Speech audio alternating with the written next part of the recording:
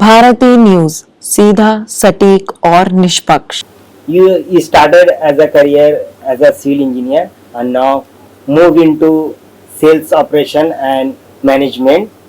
How did you navigate this transition? आप खाली engineering के भरोसे 30 साल नहीं चल सकते हैं कंपनी में। आपको इंजीनियरिंग के साथ क्या प्रोडक्ट है वो भी सीखना चाहिए कि मैंने पीएसयू में भी काम किया, मैंने 2 पीएसयू की जॉइंट वेंचर में भी काम किया, कस्टमर के पास पहुंचने के लिए सेल्स प्रमोशन कैंपेन या कोई कस्टमर के फायदे की कोई इवेंट, अगर आप उसमें करेंगे then your business will multiply faster.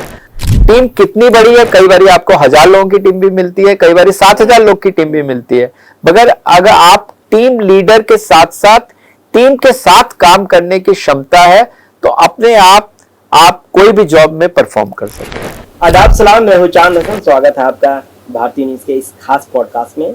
और आज हमारे साथ एक खास मेहमान है जो एंटरप्रेन्योरशिप के इकोसिस्टम है, खासकर जो इनका एक लंबा अनुभव रहा है, खासकर जो भारत की प्रमुख कंपनियां हैं जैसे Bharat petroleum corporation limited, Indraprastha gas limited and Indian oil Adani gas private limited.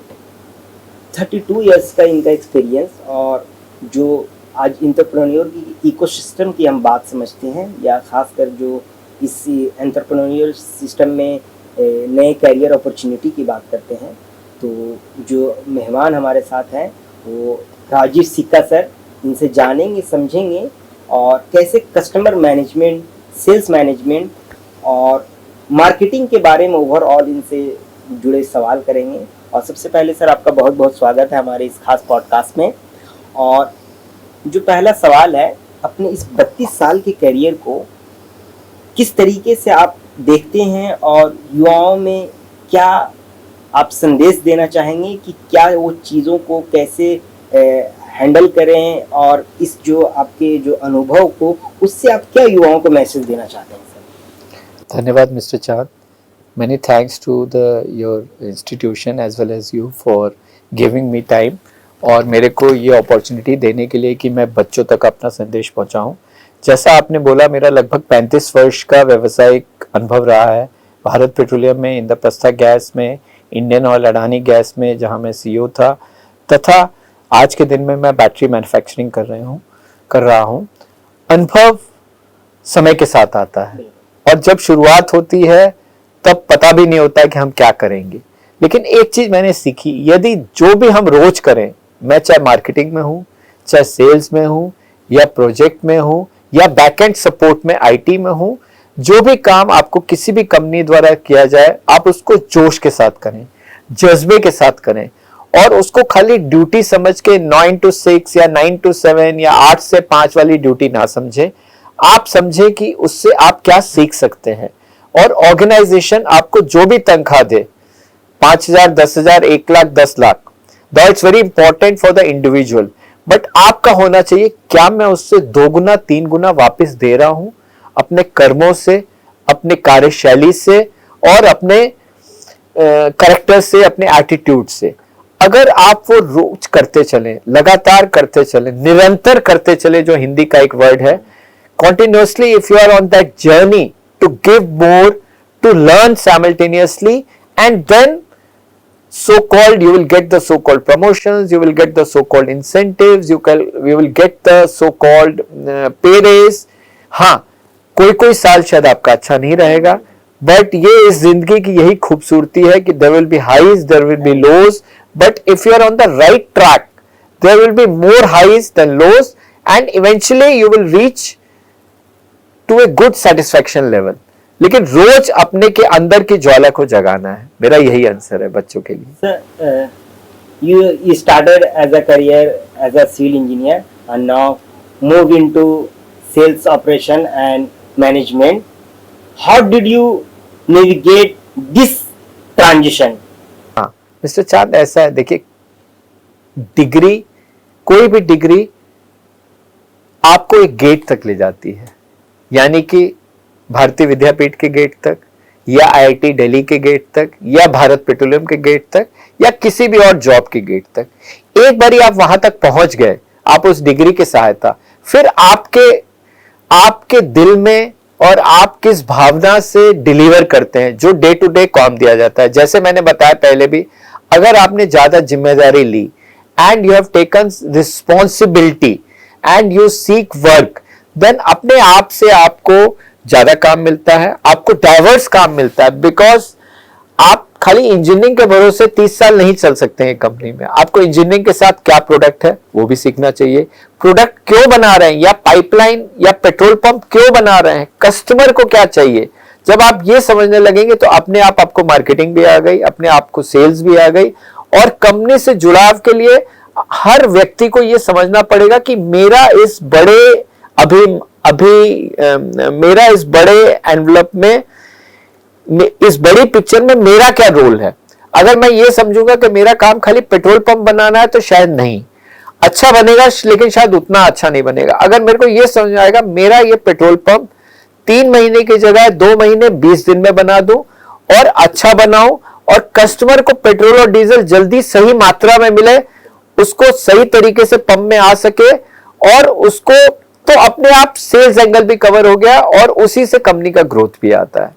Sir, my second question is, having worked with many organizations like BPCL, Indraprastha Gas, and Indian Oil Adani Gas, what were your biggest learning from these organizations? मेरा सौभाग्य रहा कि मैंने PSU में भी काम किया, मैंने 2 पीएसयू की जॉइंट वेंचर में भी काम किया, मैंने पीएसयू और एक प्राइवेट कंपनी के जॉइंट वेंचर में भी काम किया, और आखिर में एक प्राइवेट कंपनी में भी काम किया, और मैं खुद अब मैन्युफैक्चरर भी हूं, यानी कि खुद उद्यमी हूं, एंटरप्रेनर हूं। तो मेरा सौभाग्य है कि मुझको डाइवर्स काम करने को मिला। और जहां तक ये है कि बेसिक काम करने का तरीका तो सेम ही रहता है। Like you use the word navigation. हमको विभिन्न कंपनियों की पॉलिसी, विभिन्न कंपनियों का कल्चर, विभिन्न कंपनियों की जरूरत समझने की बात है।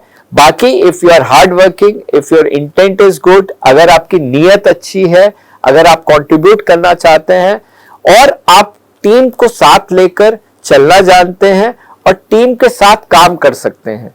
टीम कितनी बड़ी है, कई बार आपको 1000 लोगों की टीम भी मिलती है, कई बार 7000 लोग की टीम भी मिलती है, मगर अगर आप टीम लीडर के साथ साथ टीम के साथ काम करने की क्षमता है तो अपने आप कोई भी जॉब में परफॉर्म कर सकते हैं। और मैं खासकर दर्शकों को बताना चाहता हूं कि सर ने BPCL आइडियाज अवार्ड काफी लिए हैं।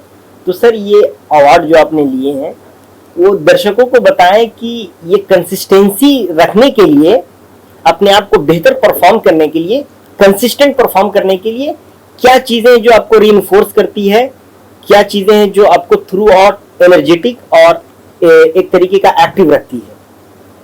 धन्यवाद Chand, this question is actually close to my heart. Actually आज के जो जॉब वर्क है या जॉब किसी भी आप कॉर्पोरेट में जाएं, जो आपकी रिस्पॉन्सिबिलिटी है यानी कि जो दायित्व आपको दिया गया है वो तो करना ही करना है, दैट्स ए गिवन। 30 साल पहले लोग सोचते थे कि हमने अच्छा काम कर लिया तो हमारी रिकॉग्निशन होगी। आज आपने अच्छा काम किया तो यार एवरेज गए, तो आपको और पॉइंट्स ढूंढने हैं, चाहे इनोवेशन के हो, चाहे कंपनी की एफिशिएंसी बढ़ानी हो, चाहे कोई ऐसा कार्य करके जिससे कंपनी का, जैसे मैं एक एग्जांपल देता हूं, एक बारी हम लोगों ने एक ऐसी स्कीम बनाई, भारत पेट्रोलियम के जो पंप हैं उनके जो DSM ड्राइववे सेल्समैन हम कहते हैं, जो बच्चे जो फिलिंग करते हैं वो हमारे डायरेक्ट एम्प्लॉय नहीं होते हैं, वो आउटसोर्स्ड होते हैं, डीलर्स के एम्प्लॉय होते हैं, लेकिन कस्टमर के साथ वही इंटरैक्ट करते हैं।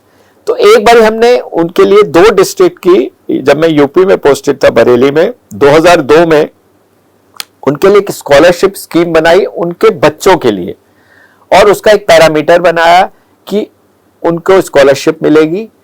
बहुत नॉमिनल स्कॉलरशिप थी, उस समय 500 रुपए प्रति मंथ थी, जो 2002 में काफी थी, और लेकिन उसका एक क्राइटेरिया था कि उनको 10th या 12th में इतने मार्क्स लाने होंगे। 2 साल वो स्कॉलरशिप चलेगी और उनको बुक्स की भी उसमें मिलेगी। उसके पीछे सोच ये थी कि जो ड्राइवर सेल्समैन है यानी कि फिलिंग बॉय, वो कंपनी के साथ जुड़े, और ये कंपनी ने अपने डीलर्स के साथ 50-50 बेसिस पे ये स्कीम शुरू की थी। वो स्कीम जब मेरी बनी और उसके बाद में जब उसको ऑल इंडिया लॉन्च किया, उसको कंपनी को इतना अच्छा लगा कि उन्होंने ऑल इंडिया में लॉन्च किया, और कुछ स्टेट्स में तो वाकई वो लॉन्च हुई, इनिशिएटिव ऑल इंडिया का था, तो उससे मेरे को बहुत सेटिस्फेक्शन मिला। तो अब मैंने एक तरह से वो डीएसएम को भी भारत पेट्रोलियम की फैमिली का मेंबर बना दिया, उनको जोड़ दिया। तो इस टाइप के आइडियाज या इस टाइप के, इसमें कोई भी कंपनी का ऐसा कोई खर्चा नहीं था। इवन हमारे डायरेक्टर सर हेमंत होदा सर भी का एक जो सबसे बड़ा इम्पोर्टेंट जो रहता है अपने एम्प्लॉय के लिए कि क्वांटिटी नहीं क्वालिटी पे काम करें तो ज्यादा वो बेहतर होता है किसी भी ऑर्गेनाइजेशन में या किसी फील्ड में भी आप काम कर रहे हैं जी। एक जो अभी इस दर्शकों को बताना चाहूंगा कि इस पॉडकास्ट से पहले हमारे सर के साथ डिस्कशन हो रहा था। सर ने झारखंड, बिहार और बाकी अलग अलग स्टेट में पेट्रोलियम के रिगार्डिंग, पेट्रोल पंप शुरू करने के रिगार्डिंग, उनको संचालन से लेके तमाम चीज़ों के लेके फील्ड में विजिट करते थे और काफ़ी जुड़ाव रहा है। तो जो उस समय की दौर की मैं बात करूं, ये 90s की बात है और अभी हम लोग 2026 में है। ये जो 2-3 डिकेड का जो मार्केटिंग, सेल्स है, मैनेजमेंट है, बिजनेस स्ट्रेटेजी जो है, कितना फर्क देखते हैं। तब क्या चीज़ें आसान थी, अब क्या चीज़ें आसान है, टेक्नोलॉजी ने कितना बदला है, इवन अभी जो इंफ्रास्ट्रक्चर आ गया कितना कामों को आसान किया है, या तब में और अब में फर्क क्या है, हमारे दर्शकों को बताएं। एक जो डिकेड के जो फर्क आता है वो क्या है सर, जो जनरली आप ऑब्जर्व किए? हाँ, ये बहुत इंटरेस्टिंग क्वेश्चन है। We have seen many thing evolving during our times. जब 90s में हमने कंपनी में ज्वाइन किया तो हम लोग, चिट्ठी हमारी कोरियर से जाती थी, भले ही हमारे बॉस चाहे पटना में बैठते हो या कलकत्ता में बैठते हो, कोई कम्युनिकेशन। और एसटीडी फोन भी तब बहुत दुर्लभ था, रात में ट्रंक कॉल होती थी, बहुत कॉस्टली थी, तो आपके बजट में कितनी आप ट्रंक कॉल करोगे वो भी बजट था। लेकिन फिर हमारे सामने पहले फैक्स आई, फैक्स कंपनी ऑफिसर्स को बोला गया जो अर्जेंट चीजें आप फैक्स से किया करें। तो मेरे को याद है मैं बेगूसराय में पोस्टेड था और वहां फैक्स कोई थी नहीं, तो पोस्ट ऑफिस में एक फैक्स थी, तो हम लोग फैक्स में जाके अपनी कम्युनिकेशन करते थे।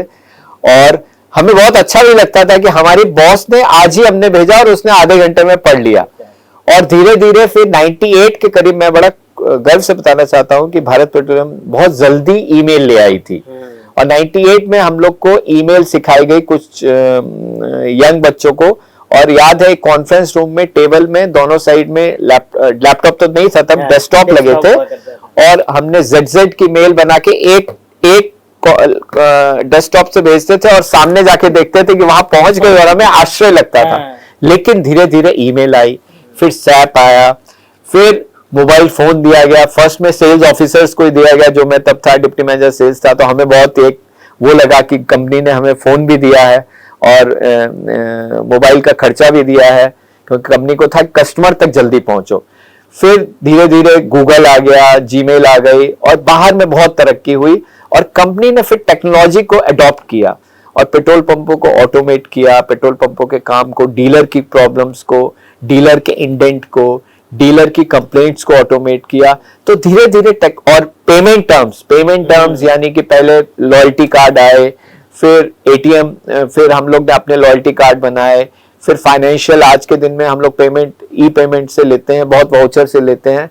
तो ये जो ग्रोथ है, मैं भी इस जर्नी का पार्ट था और मुझको बहुत अच्छा लगता है कि I have learned from each phase of life and I try to see it very objectively, because खाली कंपनी में काम करते नहीं, बाहर में भी हमारा कितना ग्रोथ हुआ, अगर हम उससे कुछ सीख सके तो बहुत अच्छा लगता है। और लॉयल्टी कार्ड और भारत पेट्रोलियम का एक इनिशिएटिव था प्योर फॉर श्योर, मैं उन दोनों के इनिशियल लॉन्च से भी जुड़ा था, तो मेरे को बहुत सेटिस्फेक्शन है। धन्यवाद। और वो भी है ना कि आप टेक्नोलॉजी से खासकर खुद को कितने इवॉल्व करते हैं, तो वो बहुत जरूरी होता है किसी भी फील्ड में सर्वाइव करने के लिए। जैसे अब AI का जमाना आ गया है, तो आपको उन सब चीजों के साथ अपडेट रहना पड़ेगा। सर बहुत बहुत शुक्रिया आपसे बात करने के लिए। एक लास्ट क्वेश्चन जो आपसे जानना चाहेंगे कि एक कॉमन मैसेज या फिर एक प्रिंसिपल क्या देना चाहेंगे हमारे ऑडियंस को? मेरा एक ही मैसेज है, बी क्यूरियस, डेली पढ़िए, डेली सोचिए how and why.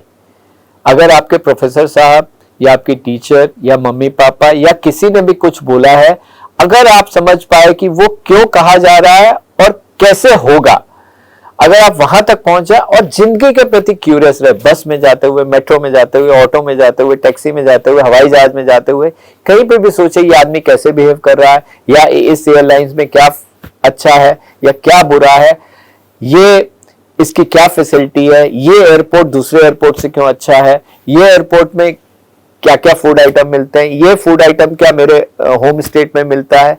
as the more curious you are, the more you will learn. और especially जर्नलिज्म में तो आपको खाली रिलेट भी करना है। कहानी कैसे बनती है आज के जैसे डॉलर प्राइस बढ़ रहा है, खाली डॉलर प्राइस $5 से रुपया $5 बढ़ गया है घट गया, इससे कहानी नहीं बनेगी।